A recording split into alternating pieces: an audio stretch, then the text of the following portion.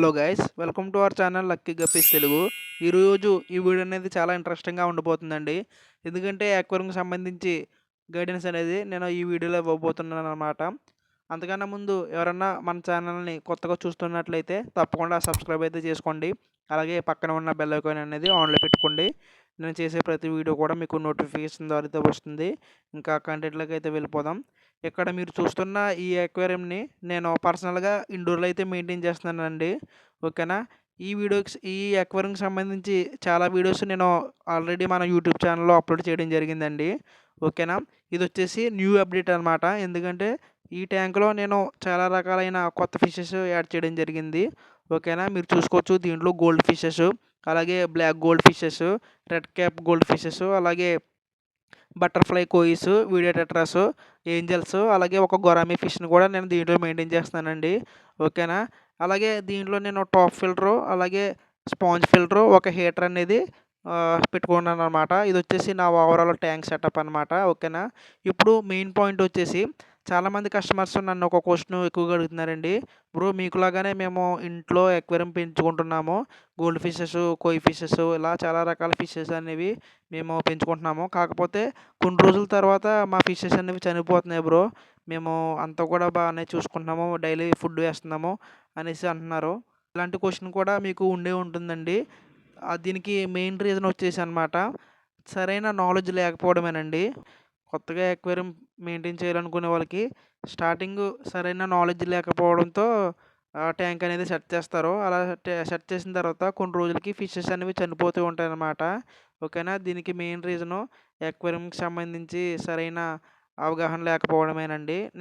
నేనైతే ఎవరిని కించపరుస్తూ మాట్లాడడం లేదండి. కాకపోతే ఇది ఒక పాయింట్ అని చెప్పుకోవచ్చు. ఓకేనా. సో, మనకి ముందు అక్వేరియం మెయింటైన్ చేయాలంటే గనక దానికి సంబంధించిన కొంత అవగాహన అనేది మనకి ఉండాలనమాట. అక్వేరియం షాప్‌లో మనం ఫిషెస్ తీసుకున్న తర్వాత వాళ్ళని అడిగితే గైడెన్స్ అనేది ఇస్తారండి. కాకపోతే చాలామంది అడిగి తెలుసుకోరనమాట. ఆళ్ళకి ఓన్‌గా ఆ ఫిషెస్ అనేవి తీసుకొని ఇంటికి వెళ్ళి ట్యాంక్ పెట్టుకొని దాంట్లో వాటర్ వేసి ఫిషెస్ వేసేసి డైలీ ఫుడ్ వేసేస్తే సరిపోతుంది కదా అనే ఉద్దేశంతో ఉంటారు. ఎలా అయితే కాదండి, ఫిషెస్‌ని మనం మెయింటైన్ చేయాలంటే గనక దీనికి చాలా పెద్ద ప్రాసెస్ అనేది ఉంటది. మనం ఒకసారి దీనికి అలవాటు పడినట్లయితే చాలా సింపుల్‌గా మనం ఫిషెస్‌ని అయితే మెయింటైన్ చేసుకోవచ్చండి. ఓకేనా. ఇప్పుడు పాయింట్ ఏంటంటే గనక, మీలో ఎవరికైనా అక్వేరియంకి సంబంధించి డౌట్స్ కనుక, లేకపోతే ఏమైనా గైడెన్స్ కావాలంటే గనక నన్నైతే కాంటాక్ట్ అవ్వండి. నేనైతే మీకు ఎక్స్‌ప్లెయిన్ అయితే చేస్తాను. ఓకేనా.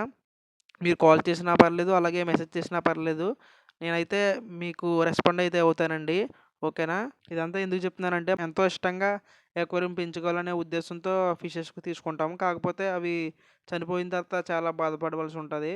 సో, అందుకోసమని నేను ఈ వీడియోలో గైడెన్స్ ఇద్దామనే ఉద్దేశంతో ఈ వీడియో అనేది షూట్ చేస్తున్నాననమాట.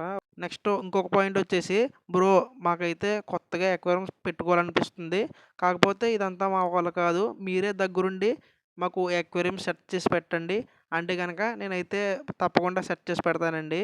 అక్వేరియంకి సంబంధించిన ఆల్ యాక్సెసరీసు, అలాగే ఫిషెస్ అన్నీ కూడా నేను సజెస్ట్ చేస్తానండి.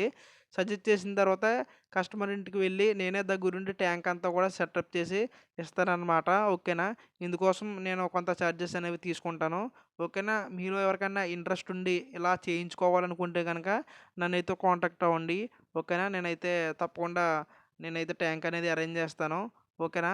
ఇంట్రెస్ట్ ఉన్నవాళ్ళు కాంటాక్ట్ అవ్వండి. ఓకేనా. వీడియో నచ్చినట్లయితే లైక్ చేయండి. మరిన్ని అప్డేట్స్ కోసం మన ఛానల్ అయితే తప్పకుండా సబ్స్క్రైబ్ అయితే చేసుకోండి. Thank you.